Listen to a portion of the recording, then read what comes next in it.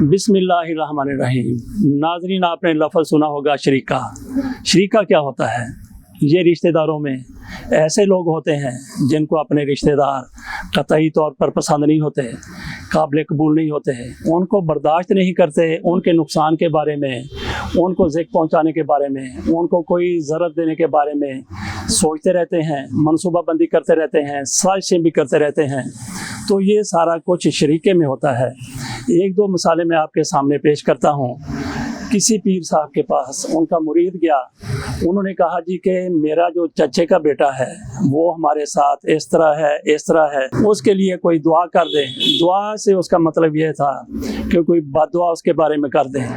तो उस मुर्शिद साहब ने कहा, मुर्शिद साहब भी उसी तरह के थे, तो मुर्शिद साहब ने कहा या गुरु साहब ने कहा या साधु साहब ने कहा या संत साहब ने कहा, ऐसा ना कर लें कि उसको बहुत ज़्यादा नुकसान हो, लेकिन आधा नुकसान तुम्हें भी हो जाए। इस तरह से ये भी पता चल जाएगा कि तुम इस काज के लिए, इस मकसद के लिए कितने ज़्यादा मुखलस हो, कितने ज़्यादा सिंसियर हो। तो मुरीद की तरफ से कहा गया, हजूर फरमाइए, बताइए, मैं किसी भी हद तक जाने के लिए तैयार हूँ। तो उन्होंने कहा कि ऐसा करते हैं कि तेरी एक आँख निकाल लेते हैं। उसने कहा जी जल्दी करें, जल्दी करें, जल्दी करें। इससे क्या होगा? उसने कहा जी कि इससे ये होगा, मेरी एक आंख जाएगी और मेरे शरीक की दोनों आंखें जाएंगी, वो तो अंधा हो जाएगा। तो बस उसको अंधा ही होना चाहिए। ये बंदा शरीके में आकर इसकी बर्दाश्त इस हद तक कम हो गई थी कि उस रिश्तेदार को पसंद नहीं करता था। इसके लिए अपने अंदर से, अपने दिल से वो दुश्मनी की इस हद तक चला गया था।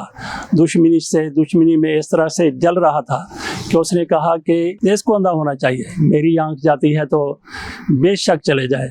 इसी तरह से एक पड़ोसी को दूसरे पड़ोसी से खार थी। उसके घर में एक दो गाड़ियां खड़ी थीं, एसी लगे हुए थे, एक दो फैक्ट्रियां भी थीं, मालो दौलत की फरावानी थी, किसी चीज़ की कमी नहीं थी। तो उसका पड़ोसी जो गरीब था उसको शदीद ऐसे नफरत थी, बहुत ज़्यादा जलता था, बहुत ज़्यादा हसद करता था। बजाय इसके कि रशक करता, उसे हसद था कि इसके पास इतनी दौलत क्यों है, ये इस तरह से क्यों इतनी अय्याशी करता है, क्यों इस तरीके से, इसकी ज़िंदगी आसान बनी हुई है, मेरी ज़िंदगी बड़ी मुश्किल है। इसके पास कई गाड़ियां हैं, मेरे पास तो एक बाइक भी नहीं है। तो वो सजदे में गिर गया। उसने कहा कि या अल्लाह, इसका बेड़ा गर्क कर दे, इसके पास जो भी है तो इससे छीन ले। कुदरत की तरफ से क्या हुआ कि उसके घर में दो गाड़ियां खड़ी थी। ये सुबह जागा तो इसके घर में 4 गाड़ियां खड़ी हुई थी। कुदरत की तरफ से कुछ भी हो सकता है। उसका जो छोटा सा घर था वो बड़ी कोठी में बदल चुका था और पता चला कि उसकी 3-4 फैक्ट्रियां भी बन चुकी हैं, उसके नाम पर खुल चुकी हैं। तो उसने ये सारा कुछ देखा और उसमें भी उसे नज़र दौड़ाई। वहाँ पे उस घर में उसी तरह से 2 गाड़ियाँ खड़ी हुई थी, उसके वही लक्षण थे, उसी तरह से वो खुशहाल ज़िंदगी गुजार रहा था, बड़ा मुतमिन था। तो ये पड़ोसी साहब दोबारा सजदे में गिर गए। तो कुदरत की तरफ से आवाज़ आई कि अब क्या बात है?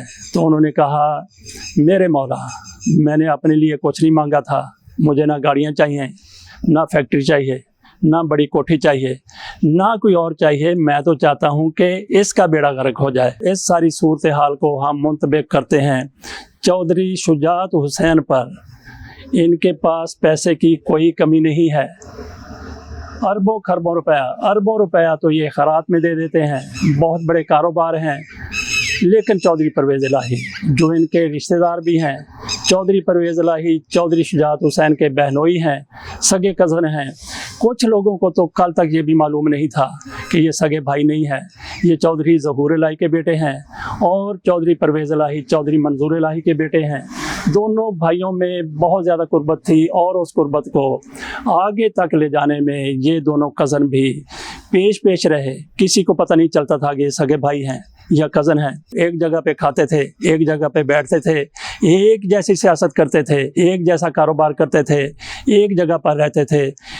इनके दरमियान से हवा भी नहीं गुजर सकती थी।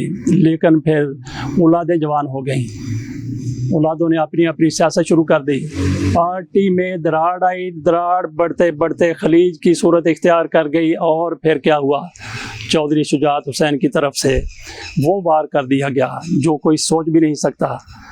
परवेज़ इलाही ने वज़ीर आला बना था, उनके रास्ते में चौधरी शुजात हमाला बनकर खड़े हो गए। चौधरी परवेज़ इलाही को चौधरी शुजात ने, जो एक दूसरे के बड़े जानिसार थे, उन्होंने इनको वज़ीर आला नहीं बनने दिया। चौधरी शुजात के बेटे सालक हुसैन और शाफी हुसैन, उन्होंने अपने बाप को यरगमाल बनाया या क्या समझाया, और उनके दरमियान तारक बशीर चीमा साहब आ गए, जिन्होंने इस ख़ानदान को तोड़ फोड़ कर रख दिया। नाज़रीन, यहाँ पे हम ये भी वाज़े करने की कोशिश करते हैं कि चौधरी ख़ानदान, परवेज़ इलाही और शुजात हुसैन, इनके दरमियान अभी इम्कान नज़र नहीं आता कि पहले जैसे तल्क़ात हो जाएंगे। इनमें इख्तलाफात इतने बढ़ गए हैं जो दुश्मनी की हद तक जा सकते हैं।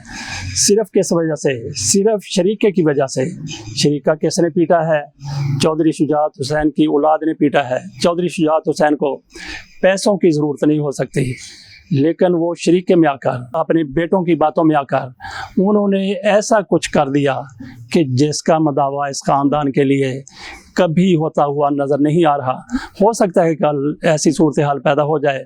सियासत है, सियासत में बहुत ऊंच नीच आती रहती है। कल हो सकता है कि ऐसे हालात हो जाएं कि ये दोनों कज़न एक जगह पर इकट्ठे हो जाएं, एक तरह से मिल बैठे। बात मैंने की है कि इनके दरमियान तारक बशीर चीमा साहब आए हैं, बहावलपुर के रहने वाले हैं। उन्होंने इनकी सियासत का बेड़ा गर्क करके रख दिया, दो ख़ानदानों को जुदा करके रख दिया, बखेर के रख दिया, मुंतशिर करके रख दिया। और यही सारा कुछ नाजरीन यकीन करें कि आसफ़ अली ज़रदारी साहब शरीफ ख़ानदान के लिए कर रहे हैं। उनके दरमियान भी दरारें पड़ गई हैं। ये दरारें बढ़ती बढ़ती इसी तरह से खलीज बन सकती हैं जिस तरीके से चौधरी बरादरान के दरमियान बन चुकी हैं। और यही ऐसे ही खलीज मियाँ नवाज शरीफ और मियाँ शहबाज शरीफ के दरमियान बनाने के लिए आसफ़ अली ज़रदारी पूरी तरह कोशां हैं। इसके साथ ही इजाज़त दीजिए और अपने शरीकों से बचने की कोशिश कीजिए। अल्लाह हाफ़िज़।